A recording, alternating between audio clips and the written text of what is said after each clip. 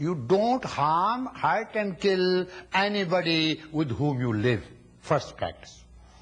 At home, the husband has no right to hurt, harm, injure her husband, her wife, his wife. And the wife has no business to do this to her husband. Because if she doesn't do and if he doesn't do this, then they don't love each other. That's fake. Love means non-hurting, non-harming, non-injuring, non-killing. When you practice this in your daily life, it means you love. This is the definition of love. Ahimsa comes first. First comes love, then comes truth. Suppose I have only one eye. God forbid. And here shall you say, oh, you man with one eye, come over here. Will I feel good? You are speaking truth.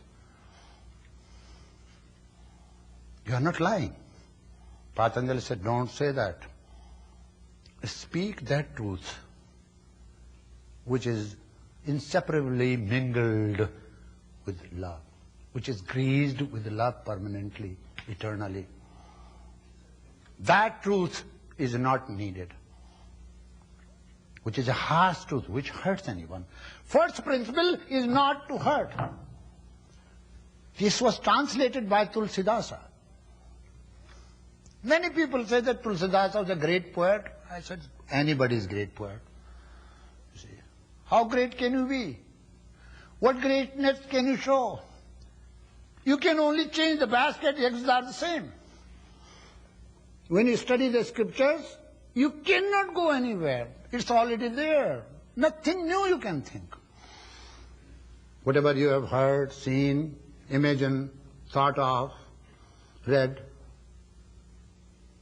same thing you will talk, same thing you will make poems, write. So when you understand this first ahimsa, you know love, how to love others. It's very difficult to love. It's very easy to expect. In the world, expectation is called love. If wife caters, Indian wives cater their husband. If she goes on catering, husband says, my wife loves me. Because all the time she's serving him. A poor girl, for some reason, cannot serve her husband, and he says, you don't love me anymore. Same thing happens. Wife expects too much from husband. Have you heard the word German Shepherd? It's not the dog, it's the Indian woman. She looks at her husband like this all the time. It's difficult to survive in that situation. You see. But she thinks it's a love. You see. Such a relationship holds the family together. It's okay. Here, the word love means, what do you do by not doing? You are doing something by not doing. This is the point. You don't have to love somebody and then not understand what it is. No, you don't have to do certain things. Not to harm, not to injure, not to kill. By doing not, you are doing something. The same thing is applied with truth. We wonder how to teach our children. Go and visit any home and you'll come to know. Children are bewildered to know the truth. They don't know how to. They are spanked, they are punished. You see. In the world, there is only one standard so far found by the educationists: punishment and reward for all ages. And children are punished if they lie. And both parents are liars. You know, confirmed liars. You see. And they know it, but they don't want their children to lie. Then why do they lie? Because parents never teach them how not to lie. Parents say, speak truth. I have seen a child asking me, Baba, how to speak truth? I was amazed to see. Ishan asked me only, unconsciously. You always say, speak truth, how to speak truth? I was amazed to see. I said, son, do you lie? He said, yes. I said, why do you lie? He said, I am afraid. I said, don't lie. And by not lying, you will speak truth. Truth is not that something which you speak. You can never speak truth. Truth means, in speech, through speech, truth means you don't lie. And you are speaking truth. How the definition changes? If you go out telling that this is truth I am speaking, this is truth I am speaking, you are not speaking truth. You practice truth by not lying.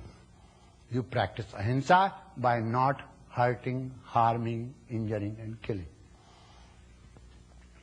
You see. But first is love and then comes truth. Truth cannot be practiced without the help of love. In my life, there is a serious tragedy. I went all over the world, right from Tibet, now in America.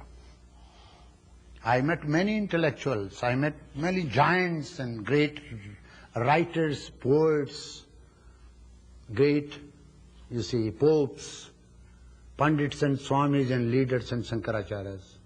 I did not meet any prophet of love. You see. What love means? In love, you don't expect. If you want to practice love, there is nothing higher practice than practicing love. You don't expect anything, you just give. What do you give to people? That which is best in you.